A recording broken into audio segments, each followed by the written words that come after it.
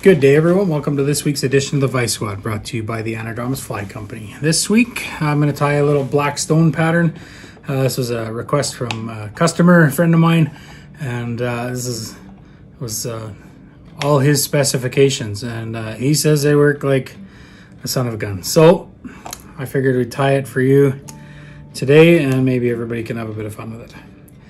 In the vise, I'm going to put a size 12 curved nymph hook. I've gone ahead and I've put 5 wraps of 030 lead on it. If you just check your regulations, if you can't use lead, use lead free, or use a sinking line and get rid of the lead altogether. At any rate, this is some 70 denier, I believe, Danville black. I'll just start it at the front and get rid of the tag. And then what I'm going to do is just kind of come back over and just wind my thread through the lead, and then that'll keep it where we want it, which is about an eye width behind the eye. We don't want to jam it right up to the front and make it tough to tie in the rest. But what we'll do is we'll work our way down.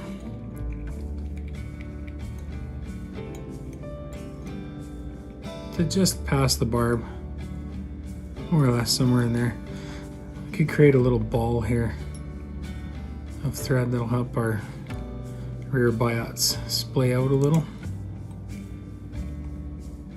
Put a little ball in there, park our thread just in front of it, and we're just going to use some black goose biots here. So we're going to tie one in on my side.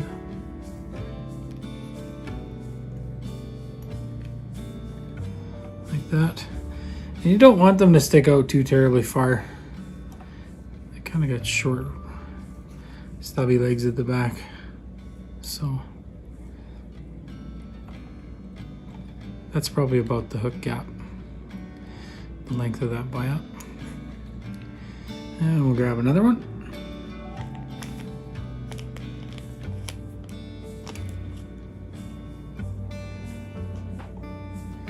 And we'll tie it in to match. And when you're tying these in, you want to tie them so that they curve out. There's a natural curvature to the biot, and you want it to curve away so that they kind of splay out like legs. And we'll tie those down to about that ball, and that'll help them want to splay out naturally. And then we'll just tie those in. We'll just tie them up to the lead, and then we'll grab our scissors, or you can tear them off even. I'll just cut them out here. And I'll clean that up a little.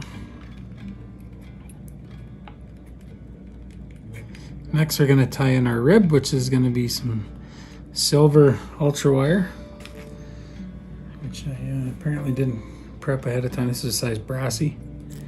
So we'll just cut a short length off the spool. I always like to use an old pair of scissors that aren't good for cutting thread anymore, because if you start cutting wire with your thread scissors, you won't be cutting thread with them anymore. So we'll tie that in down the far side, right down to where the biots are tied to. And then we're gonna dub the back end here. I'm going to park my thread just ahead of the biots, and I'll show you why in a second here. For our rear body, we're going to use some, this is Wapsi Antron sparkle dubbing. It's dark stone color. I like this stuff because it does have a little bit of shimmer to it, and it dubs. You can dub it really fine. And the back end, we don't want it to be all fuzzy or hairy looking. We want it to be fairly smooth. I'm going to start that dubbing, and then I'm going to work it rearward down to the biots, and then work my way forward. And the rear section here can be a little tapered as we move forward.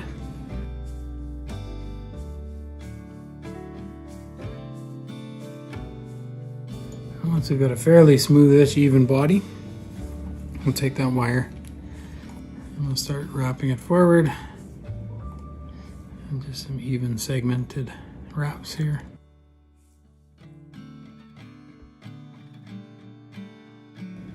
And we'll tie that off. And we'll spin that out of there. Next, what I'm going to do is I'm going to grab just a pinch of our front half dubbing, which is a Senyo's Fusion dub in Midnight. It's kind of a blacky blue color.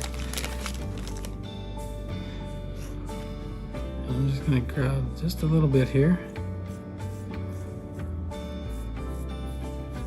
I'm just going to sort of dub over a little bit of the body there and just kind of cover those thread wraps up. And just create just a little bit of a bump there. And then when we tie some biots for the legs on here, that'll help push them away from the body and they'll splay out. Something like that. You don't want them too terribly long. I'll grab another one and do it to the other side.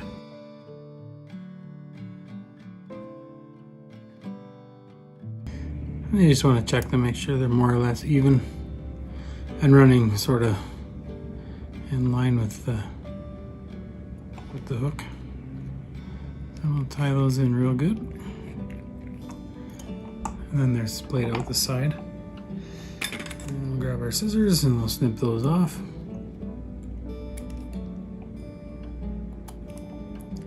Next we'll grab that fusion dub again and we'll just do another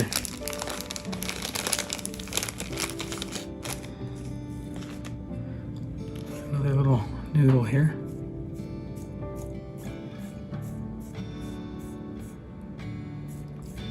This stuff can be a bit tough to control. Sometimes a bit of dubbing wax will help you out. So we'll build the body up a little bigger. I want this thorax end to be quite hefty when we're all done. We'll grab another biot here and we'll tie it in. The side, I'm just gonna get rid of a few of these parent ones on the side. Sort of just get in the way.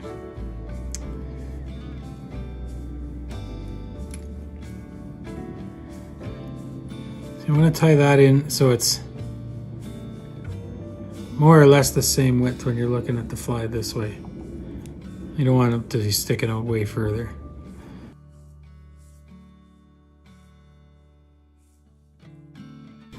And we'll grab one more and do it to the other side as well.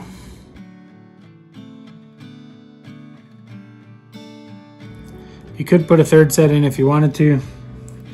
My friend said, don't worry about it, this looks good enough, so we just ran with it. What we are gonna do is grab another little pinch of that fusion dub and we'll cover up these thread wraps here. I want to not go too crazy with it because I'm going to tie a wing case in here. I'm going to tie it in above or on the lead itself, which we'll do now. So for the wing case, what I've done is taken a piece of thin skin. This is black and clear mottled thin skin, and I've cut it in the shape of a heart. It's sort of a make it look like a set of wings. And what I'm going to do is lay that on the back, about the length of that thorax, and we'll tie that in, like I said, up on those lead wraps. Otherwise, if we tied it down here, it would probably jump way up and not look very good. But I want to kind of leave it resting on the body. Once we have that tied in, we're going to grab one more little pinch of the fusion dub, finish the head, and then we're going to whip finish it and be finished. And grab our whip finish tool.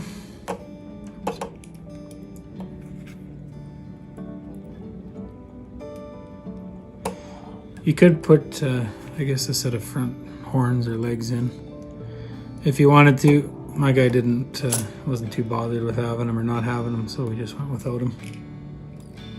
Probably tend to break off when you're fishing them anyway. And the last step here will be we'll take our little dubbing tool here. In this case, a popsicle stick with some, oops, with some Velcro on it. And we'll just pick those fibers out a little bit. And we'll go back in and clean up the front end here.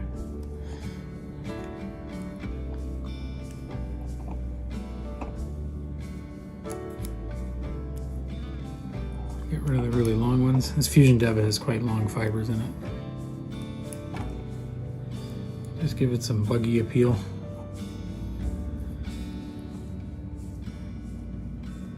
Like so. And then a bit of head cement on the knot, and that will be it. Pretty easy little pattern. It was fun kind of working it out with them. Figuring it out. And there you have it. Just an easy little stone pattern.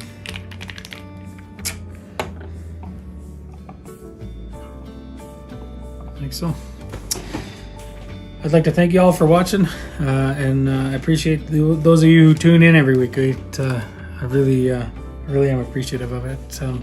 Thanks to our sponsor, the Anadramas Fly Company, and thanks to Rick for all the hard work that he does. If you want to check out our sponsors, I'm sure they'd appreciate it if you check out their Instagram and Facebook, and Goes to 11 as well. For the videos on YouTube here, if you're new to the channel, and you enjoyed watching it, we do have all sorts of other content on there. Please hit the subscribe button and the bell beside it, and you won't miss any of the upcoming content. There's new stuff going on every day. You can check out our online storage, fishingandoutdoors.ca for Canada and .net for the US customers. There's all sorts of stuff on there. You can find Anadramas stuff on there, and all sorts of fishing stuff, all sorts of stuff. Rick's got a mess of stuff on there, but at any rate, until next week, everyone, thanks so much for watching. Take care.